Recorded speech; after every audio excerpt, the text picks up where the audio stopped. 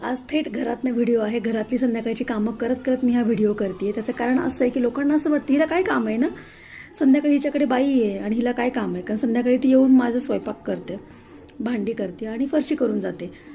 तर मग मी पण त्या लेडीजला असंच म्हणेल ज्या म्हणतात नाही की माहिती आहे का घरात किती कामं असतात ते. हो, मग ते जे घरातली कामं आहेत ना, हे 3च कामं असतील ना, भांडी, फरशी आणि रात्रीचं जेवण. बरोबर आहे. त्या व्यतिरिक्त कुठलंच काम नसतं का?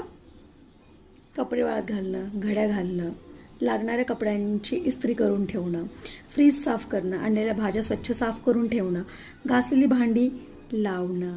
हो ना, कोणी दूध तापवून ठेवतं, आता मला ठेवावं लागतं. किंवा माझा छोटा बेबी आहे माझा, त्याच्या बॉटल वॉश करणं, किंवा त्याला सकाळी स्कूलला घेऊन जावं लागतं. सो त्याला उद्या कुठला ड्रेस घालायचा आहे, त्याच्या बागेत कुठला ड्रेस ठेवायचा आहे, त्यानंतर मला काय वेअर करायचं आहे, सकाळी डब्याला काय बनवायचं आहे. हो ना, हे सगळी कामं नाहीच आहेत. हा फक्त काय फाजीलपणा आहे. हा व्हिडिओ त्या लोकांसाठी आहे ज्यांना असं वाटतं की सगळं करता आलंच पाहिजे. नाही येत. जेव्हा एखादी वर्किंग वुमन असते ना, तेव्हा तिला हातभाराची गरज लागते आणि म्हणून ती करते. आणि राहिला प्रश्न की तुमची सेव्हिंग नाही होते, आहे तोपर्यंत आयुष्य मला चांगलं जगायचं आहे.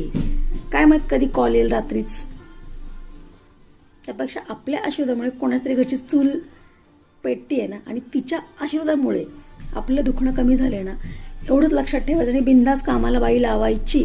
आणि तुमच्यात असेल रग ना, मी सगळंच करणारे बाई, तुम्हाला सल्यूट दोन्ही साईडनी. लागा कामाला. थँक्यू.